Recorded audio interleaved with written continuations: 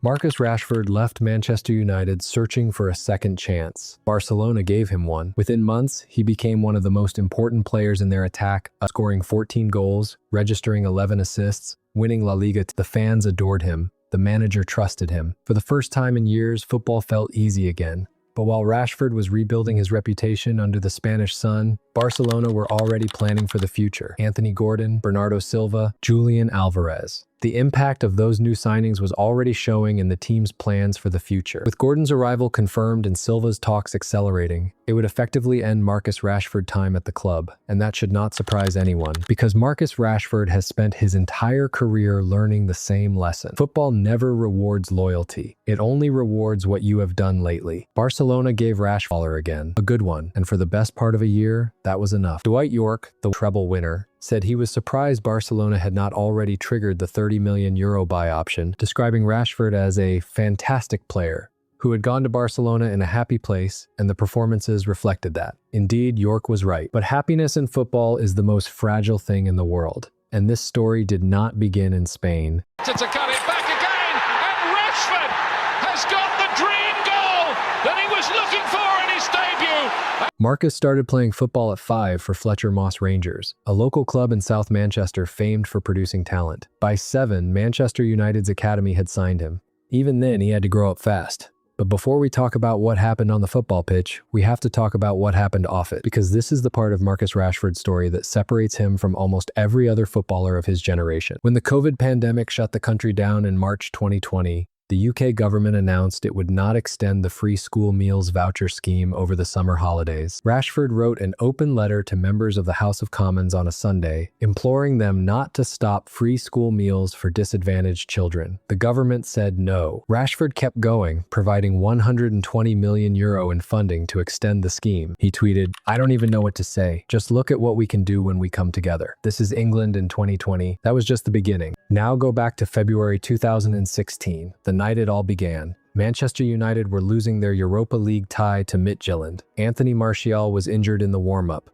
Louis van Gaal had no other options and threw an 18-year-old named Marcus Rashford into the starting lineup. He had never played a senior match in his life. Within the second half, he had scored twice a Euro, becoming Manchester United's youngest ever scorer in European competition, beating George Best's record. United won 5-1. 3 days later, Arsenal came to Old Trafford. He scored twice again. He is the only English player to score a brace on both his Premier League and European debuts. He also scored on his England debut. On his England under-21 debut, he scored a hat-trick. The entire country looked at this boy from Wythenshawe and thought they were watching the beginning of something extraordinary. They were right. They just didn't know how complicated the middle part would be. Here is something nobody talks about enough. Every manager who inherited Marcus Rashford also inherited a broken version of Manchester United. Van Gaal was rebuilding. Mourinho was suffocating. Ole was dreaming without a plan. Rangnick arrived for 6 months with no context. Ten Hag came with conviction but no stability. One respected journalist noted that every previous United manager had issues with Rashford. He had spoken to them, they had told him in confidence a Euro going back years and years, and then Rashford would confound those opinions by having a really good season. That cycle tells you everything. He is not a bad person. He is a complicated talent trapped inside a club that has been rebuilding for over a decade without ever quite finishing the job. But for one season, everything finally made sense. The 2022-23 campaign under Erik ten Hag was the season Manchester United fans will always point to when they talk about what Rashford could have been. He scored 30 goals in all competitions and added 11 assists. He scored 6 goals in their Carabao Cup winning campaign, including one in the final against Newcastle. At the 2022 World Cup, which fell in the middle of that season, he was England's joint highest scorer with 3 goals. His own teammates voted him Player of the Year. The fans voted him Sir Matt Busby Player of the Year a Euro, the first Academy graduate to win it since Ryan Giggs in 1998. Ten Hag told the press he believed Rashford could score 40 goals in a season. The entire football world nodded along. For that 1 year, the boy from Wythenshawe looked like the finished article, and then everything fell apart. The season after, the goals dried up, the energy disappeared, the injuries came. His struggles over the following 18 months were undeniable a Euro. The energy and explosiveness that once defined his game gave way to labored performances. After a stunning 2022-23 season, the drop-off the following season was stark.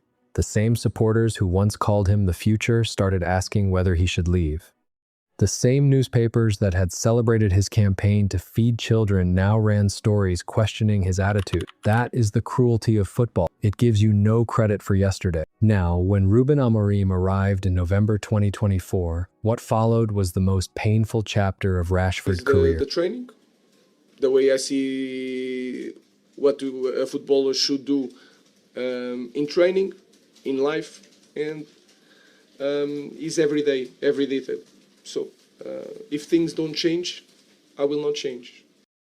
Amorim's message was clear. He felt Rashford wasn't playing or training that he expected. Sometimes a relationship ends long before the goodbye. This one had ended months before Rashford boarded the plane to Spain. In Barcelona, Rashford finally exhaled. The chaos was gone. Hansi Flick gave him a role, gave him rhythm, gave him belief. In the 2025-26 La Liga season, he recorded 8 goals and 7 assists in 1,761 minutes, with an average rating of 7.18, making him won the La Liga title with Barcelona. He helped Barcelona clinch a title, considering the depth of their squad would not have been possible without contributions from every player in the group. Rashford was one of them. He had earned his place. He had rebuilt what the dark months at United had nearly destroyed. And then football did what football always does. Barcelona agreed an €80 million deal for Anthony Gordon from Newcastle, a left winger, the same position as Rashford, and also an England international. The addition of another high-level attacker would effectively end Rashford's time at the club. He had helped rebuild his reputation, given them goals, assists, energy, and professionalism. He had done everything asked of him, and it was not enough. Because elite football clubs are not built on gratitude. They are built on the next signing, always the next one. So here is where we are. Rashford wants to stay at Barcelona. He has made it clear that he enjoys playing for the club, but the club are edging closer to deals for other attackers, and the $30 million buy option in his loan agreement may never be triggered. Aston Villa have already made an offer. A return to United under Carrick remains a possibility. At 28 years old, a footballer approaching the best years of his career is once again watching other people make decisions about where he plays. That